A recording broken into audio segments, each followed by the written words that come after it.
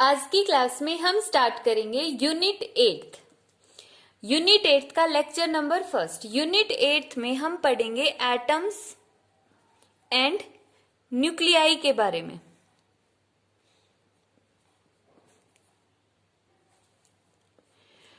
यहां पर हमें देखना है कि जो पूरा का पूरा वर्ल्ड है, पूरे वर्ल्ड का मतलब क्या है कि पूरे वर्ल्ड में जितना भी मैटर है, चाहे वो मैटर किसी ऑब्जेक्ट की फॉर्म में हो या फिर किसी पर्सन की फॉर्म में हो, मीन्स चाहे वो लिविंग हो या फिर नॉन लिविंग थिंग्स हो, वो सारी की सारी किससे बनी हुई है? दोनों की दोनों चीजें मैटर से बनी हुई है।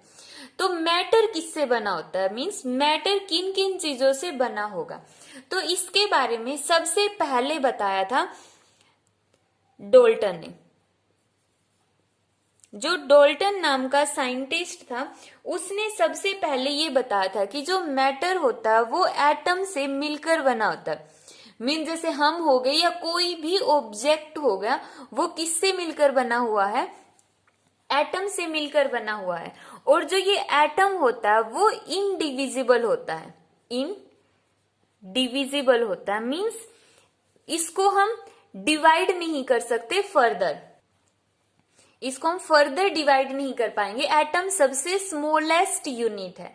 एटम को ग्रीक लैंग्वेज के अंदर, ग्रीक लैंग्वेज में एटमोस वर्ड यूज किया है, एटमोस वर्ड का यूज किया है एटम के लिए। एटमोस वर्ड का मीनिंग होता है not cut, not cut mean जिसको फर्दर कट ना किया जा सके। मीन सबसे पहले ये बताता है कि जो मैटर है, जैसे ये मैटर हो गया, ठीक है, ये कंप्लीट मैटर है।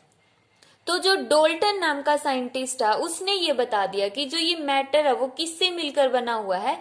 एटम्स से मिलकर बना हुआ है। और उसने ये कहा कि एटम्स को हम फर्दर डिवाइड नहीं कर सकते। जैसे आज के टाइम पर हमें पता है एटम किससे मिलकर बना है? न्यूट्रॉन, प्रोटॉन और इलेक्ट्रॉन से। तो उस टाइम तक एटम को इनडिविजिबल माना जाता था। उस टाइम तक इलेक्ट्रॉन, प्रोटॉन और न्यूट्रॉन के बारे में कोई इंफॉर्मेशन नहीं थे। तो उस टाइम पे सबसे स्मॉलेस्ट यूनिट क्या थी मैटर की? वो था एटम। अब माना जाता है कि ये किसने बताया था? डाल्टन ने। बट इसके बारे में एक और पॉइंट सामने आता है कि सबसे पहले ये बात की एटम है वो सबसे स्मॉलेस्ट यूनिट होती है, ये महर्षि कणाद ने भी बताया था। महर्षि कणाद जो हमारे इंडिया के साइंटिस्ट थे, महर्षि कणाद, डाल्टन से भी हजारों साल पहले महर्षि कणाद ने इसके बारे में बता दिया था कि एटम है वो इनडिविजिबल होता है। अब महर्षि कणाद कौन थे? तो इसकी कंप्लीट बायोग्राफी का लिंक डिस्क्रिप्शन में है। बट फिर फर्दर क्या हुआ कि कुछ टाइम तो ऐसे ही चला गया जब हम क्या मानते रहते कि एटम इनडिविजिबल होता है। बट कुछ टाइम बाद क्या हुआ, एटम के ऊपर बार बार एक्सपेरिमेंट्स होते गए, तो पता चला कि एटम्स भी दूसरे पार्टिकल से मिलकर बना हुआ है। तो इस केस में सबसे पहले 1897 के अंदर पता चला कि जो एटम है उसके अंदर इलेक्ट्रॉन भी प्रेजेंट होते। तो सबसे पहला पार्टिकल निकल कर आया था इलेक्ट्रॉन। कब आया था? 1897 के अंदर। 1897 में जे थॉम्सन ने, जे थॉम्सन, जो ये जे थॉम्सन नाम का साइंटिस्ट था, इसने ये बताया था कि एटम सबसे स्मॉलेस्ट यूनिट नहीं है। एटम किससे मिलकर बना होता है? इलेक्ट्रॉन से मिलकर बना होता है। और इलेक्ट्रॉन्स है तो इसका मतलब अब पूरा का पूरा एटम तो न्यूट्रल है, एटम न्यूट्रल है, तो इसका मतलब उसमें कुछ पॉजिटिव चार्ज भी होगा। तो उसने बताया था कि अगर इलेक्ट्रॉन है तो इसका मतलब उसमें पॉजिटिव चार्ज भी है। तो मीन्स एटम किसका बन गया? इलेक्ट्रॉन और प्रोटॉन से मिलकर बन गया। तो जो ये जे थॉम्सन है, इसने अपना मॉडल किस तरह से दिया था?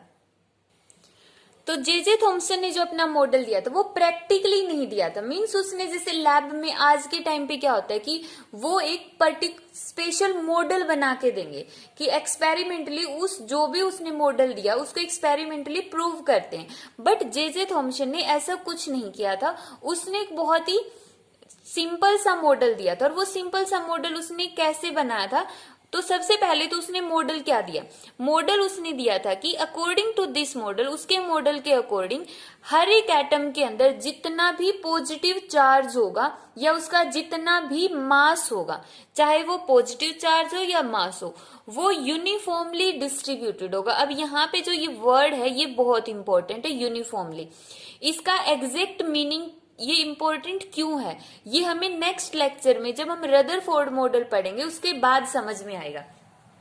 तो जे थॉम्सन ने कहा कि पूरे के पूरे एटम का टोटल पॉजिटिव चार्ज और उसका टोटल मास वो यूनिफॉर्मली डिस्ट्रीब्यूटेड होता है एक स्फीयर के अंदर। जैसे हमने ये एक स्फीयर लिया है, तो इस स्फीयर के अंदर जो उसका पॉजिटिव चार्ज होगा वो यूनिफॉर्मली डिस्ट्रीब्यूट हो गया हर एक रीजन के अंदर। ये पूरा का पूरा रीजन जो है वो किसको रिप्रेजेंट कर रहा है, इसके पॉजिटिव चार्ज को, और जो इसका मास है वो भी हर जगह यूनिफॉर्मली डिस्ट्रीब्यूटेड। ऐसा नहीं है कि इस एरिया में ज्यादा मास है, इस एरिया में कम मास है, पूरे एरिया के अंदर मास क्या है, सेम है, यूनिफॉर्म मास है। तो इसने बताया कि अब इसमें जो इलेक्ट्रॉन्स होंगे वो किस तरह से होंगे।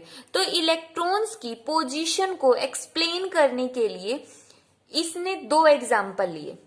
इसने लिया कि या तो हम एग्जाम्पल ले लेते हैं वाटरमेलन का या फिर पुडिंग का, पुडिंग या फिर वाटरमेलन का एग्जाम्पल ले लेते हैं।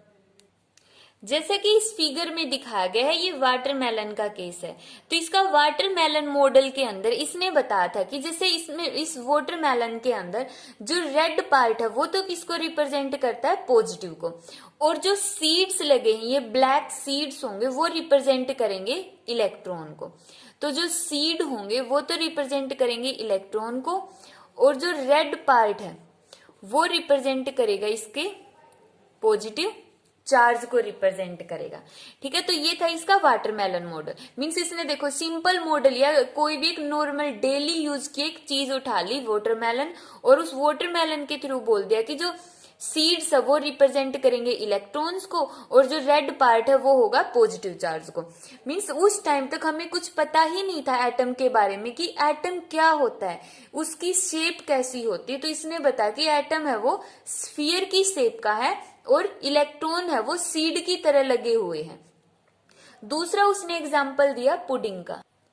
जैसे यहाँ पर इस डायग्राम में हम पुडिंग देख पा रहे हैं, और पुडिंग के अंदर जो ये ड्राई फ्रूट्स लगे हुए हैं इसको हम क्या बोल देंगे, प्लम पुडिंग मॉडल।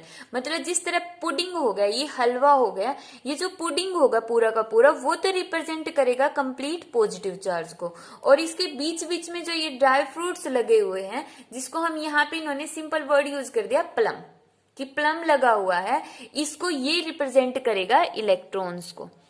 ठीक है, ये किसको रिप्रेजेंट करेंगे, इलेक्ट्रॉन्स को रिप्रेजेंट करेंगे। तो यही था सिंपल सा जे थॉम्सन मॉडल। इसने सिंपली बस वाटरमेलन और प्लम पुडिंग मॉडल का नाम दे दिया था। कोई भी दो रियल लाइफ के अंदर, डेली लाइफ में जो हम चीजें यूज करते हैं उनके थ्रू इसने समझाने की कोशिश की थी। अब यहाँ पर सबसे पहला क्वेश्चन ये अराइज होता है कि अब जैसे वाटरमेलन का केस लेते हैं, इसमें रेड पार्ट है वो ज्यादा है और सीड क्या है, सीड वाला पोर्शन अगर इकट्ठा करे तो वो सीड का क्या हो गया, कम। तो इसने इसके अंदर ये पॉइंट ऐड कर दिया था कि जो रेड वाला पोर्शन है वो पॉजिटिव को रिप्रेजेंट तो कर रहा है और सीड नेगेटिव को, बट इसने ये साथ में ऐड कर दिया कि जो नेगेटिव चार्ज है टोटल, जितना सीड का टोटल चार्ज है और जो रेड वाले पोर्शन का पॉजिटिव चार्ज है वो इक्वल होगा।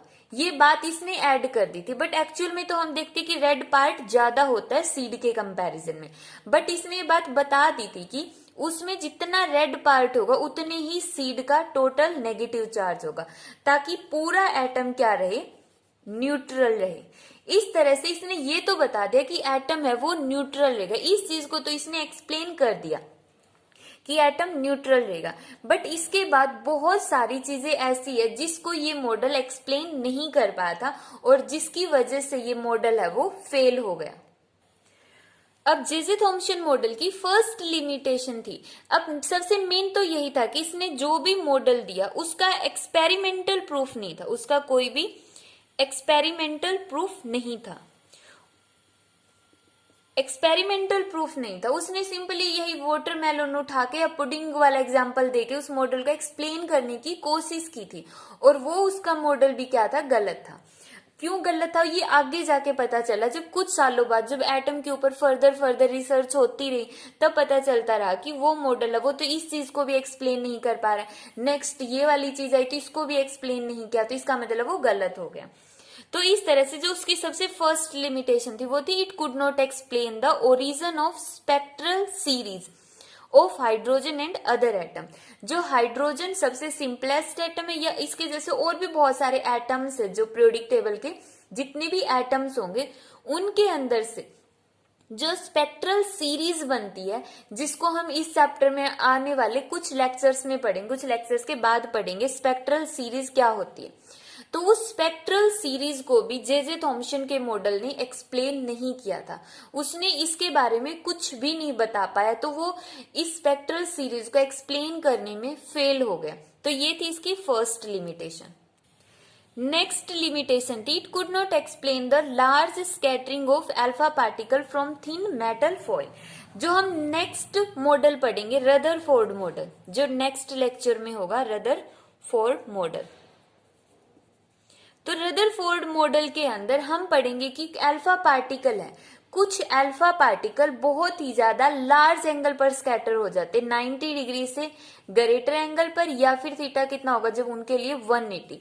तो जब इतने ज्यादा लार्ज एंगल पर अल्फा पार्टिकल स्कैटर क्यों हो जाते हैं, इस चीज को भी जे थॉम्सन का मॉडल है वो एक्सप्लेन नहीं कर पाता, तो ये इसकी सेकंड लिमिटेशन हो गई थी। तो इन सभी लिमिटेशंस की वजह से जो जे थॉम्सन का मॉडल है उसको रिजेक्ट कर दिया था, और साइंटिस्टों ने इस बात को बोला कि जो जैसे जे थॉम्सन ने क्या कहा कि पॉजिटिव चार्ज तो यूनिफॉर्मली डिस्ट्रीब्यूटेड होगा, पूरा एटम का मतलब यहाँ पे पॉजिटिव चार्ज है, और उसके बीच में इलेक्ट्रॉन इस तरह से इम्बेंडेड हो गए, इस तरह से लगे होंगे जैसे कि वाटरमेलन के अंदर सीड लगे होते हैं।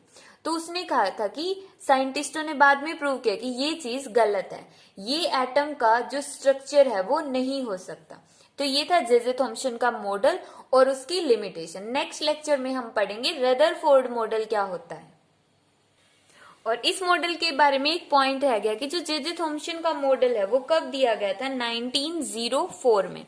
जे थॉम्सन ने अपना मॉडल दिया था 1904 में।